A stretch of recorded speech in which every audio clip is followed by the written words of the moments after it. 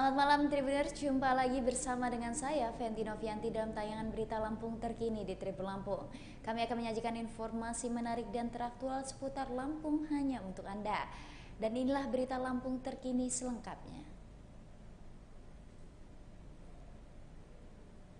Kabar pertama Tribuners, Gubernur Lampung Arinal Junaidi pantau arus mudik Nataru di Pelabuhan Bakauheni.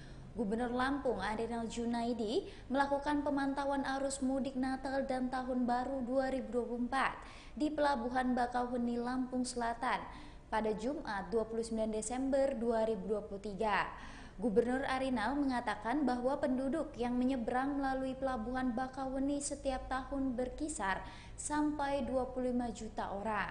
Dia menambahkan, para pengguna jasa pelabuhan tersebut harus didukung dengan fasilitas yang memadai untuk menunjang keamanan dan juga kenyamanan. Arinal melanjutkan tujuannya datang ke Pelabuhan Bakauheni untuk memastikan bahwa penyeberangan di Bakauheni aman menjelang Tahun Baru 2024. Dalam kunjungan tersebut, Gubernur Arinal menyempatkan diri berkunjung ke dermaga eksekutif Pelabuhan Bakauheni. Dia pun sempat berbincang dengan beberapa warga yang hendak menyeberang ke Pulau Jawa.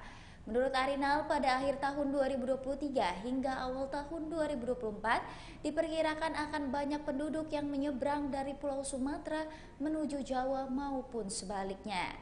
Arinal pun mengatakan bahwa fasilitas Pelabuhan Bakauheni sudah cukup memadai untuk menghadapi arus mudik Nataru 2023-2024.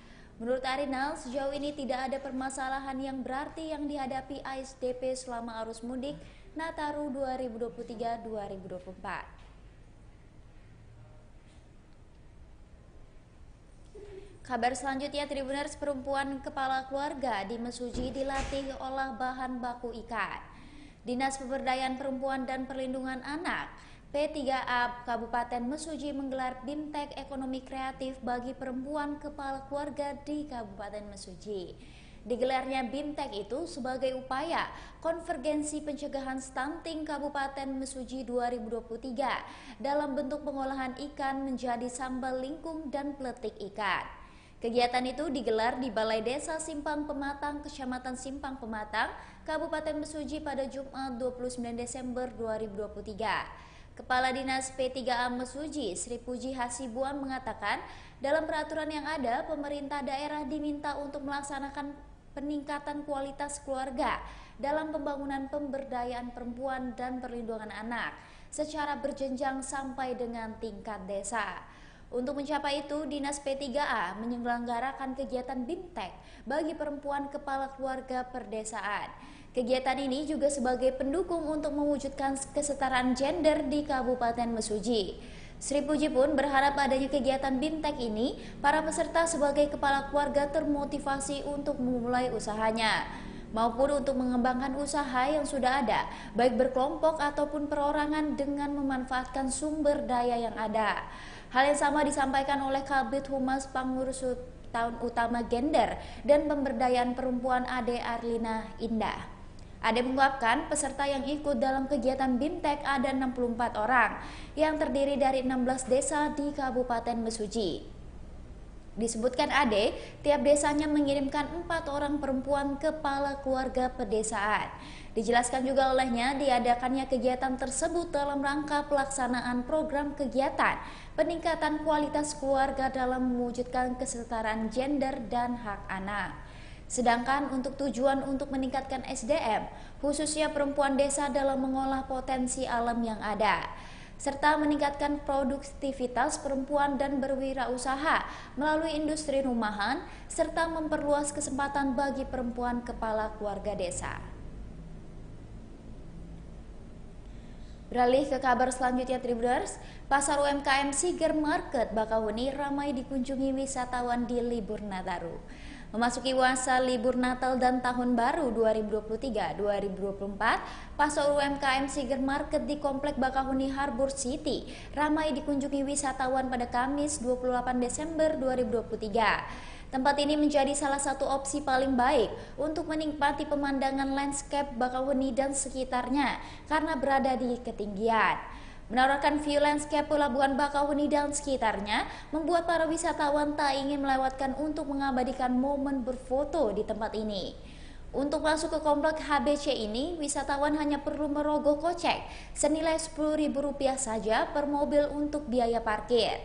Menurut pantauan Tribun Lampung, sekira pukul 16.30 waktu Indonesia Barat, tampak ratusan wisatawan tampak memadati lokasi ini sembari menikmati cemilan yang disediakan UMKM setempat. Tak kurang 28 UMKM setempat menjajakan berbagai makanan dan minuman di lokasi tersebut. Para wisatawan yang berkunjung mulai dari pemudik yang singgah sebelum memasuki Pelabuhan Bakauheni hingga wisatawan lokal yang berasal dari daerah setempat. Masih dalam satu komplek HBC, wisatawan yang berkunjung juga dapat beristirahat dan sholat di Masjid Raya Bakauheni. Salah satu wisatawan asal Bekasi yakni Dina mengatakan dirinya baru pertama kali datang berkunjung ke BHC. Menurutnya BHC merupakan tempat wisata yang ikonik yang sayang dilewatkan jika sedang melintas di Bakauheni. Sementara Watini Sukirno, Kepala Desa Bakauheni area wisata kuliner Siger Market ini baru dibuka pada musim Nataru 2023-2024. Watini melanjutkan area Siger Market ini sendiri diisi sekitar 28 UMKM setempat dengan menjajakan beragam makanan dan juga minuman. Adapun area ini dibuka sejak siang hari hingga pukul 21 waktu Indonesia Barat.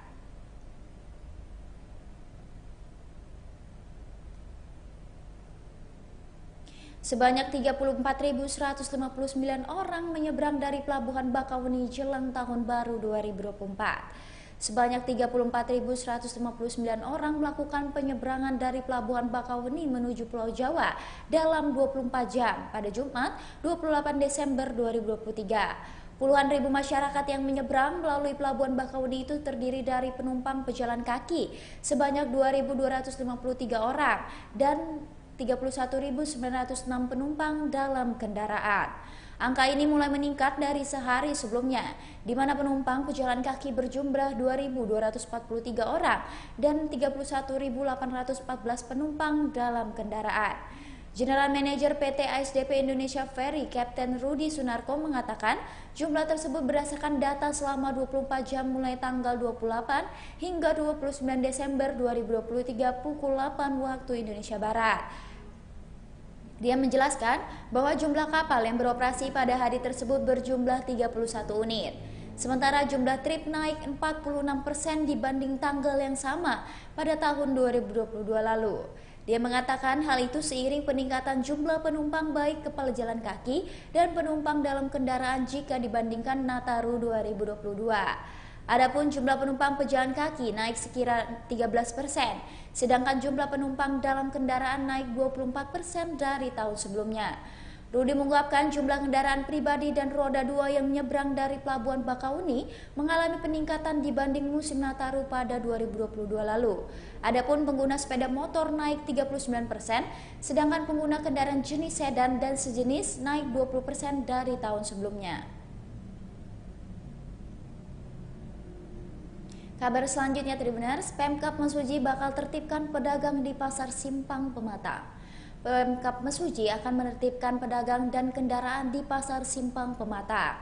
Rencana penertiban itu disampaikan oleh Asisten 2 Bidang Perekonomian dan Pembangunan Pemkab Mesuji, Indra Kusuma Wijaya saat sidak di Pasar Simpang Pematang pada Jumat 29 Desember 2023. Indra mengatakan penertiban jalan itu akan dilakukan pada Januari 2024. Menurut dia, kemacetan sering terjadi di samping jalan Pasar Simpang Pematang akibat penyempitan badan jalan. Bukan hanya pengguna parkir, pihaknya juga akan menertibkan pedagang yang berjualan di badan jalan dan pinggir jalan. Ada pula pedagang yang menambah bangunan hingga tidak ada batas antara jalan umum dan lapak pedagang. Pihaknya juga bakal membuat rekayasa lalu lintas satu arah. Oleh sebab itu, pihaknya dalam waktu dekat akan membuat rambu sekaligus berkoordinasi dengan Polres Mesuji untuk melakukan tindakan kepada pengguna jalan yang melanggar aturan. Ia pun meyakini jika sanksi itu diterapkan dengan tegas, akan tercipta ketertiban dan terbebas dari kemacetan yang selama ini terus terjadi. Ditambahkan oleh Indra, pihaknya juga berencana menetikan pedagang liar yang membuka lapaknya di samping pasar. Penelitian dilakukan setelah gedung pasar baru di Simpang Pematang sudah siap digunakan. Ia pun berharap dengan langkah yang dilakukannya itu dapat tercipta ketertiban di area pasar. Kabar terakhir Tribuners, jumlah penumpang di Terminal Tipe A Rajabasa, Bandar Lampung masih landai. Jumlah penumpang di Terminal Tipe A Rajabasa, Bandar Lampung, masih landai pada Jumat 29 Desember 2023. Marsusi memprediksi jumlah penumpang masih landai hingga tanggal 1 Januari 2024. Jumlah penumpang ini menurun dibandingkan dengan tahun sebelumnya. Marsusi memperkirakan penyebab penurunan jumlah penumpang karena Natal dan Tahun Baru berdekatan dengan Lebaran, sehingga banyak warga yang lebih memilih untuk mudik atau bepergian saat Lebaran. Penumpang-penumpang yang berangkat dari Terminal Tipe A Rajabasa adalah penumpang dengan tujuan Bakauheni, Kota Agung, Metro, Bukit Kemuning, Waikanan, Bandar Jaya, Jakarta, Solo, dan Yogyakarta. Pihaknya mengimbau kepada semua penumpang agar selalu menjaga kesehatan dan juga berhati-hati. Jika melakukan informasi langsung, tanya ke posko terpadu yang sudah disiapkan di Terminal Tipe A Rajabasa. Di Terminal Tipe A Rajabasa ada posko terpadu dari Polda, Polresta, Dinas Kesehatan, BPBD, Koramil, Satpol PP, dan Pos Polisi Rajabasa. Baiklah Tribuners, itulah berita Lampung terkini bersama dengan saya Fenty Novianti. Jangan lupa untuk ikuti YouTube Tribun Lampung News Video dan YouTube Tribun Lampung Official. Selamat malam dan sampai jumpa.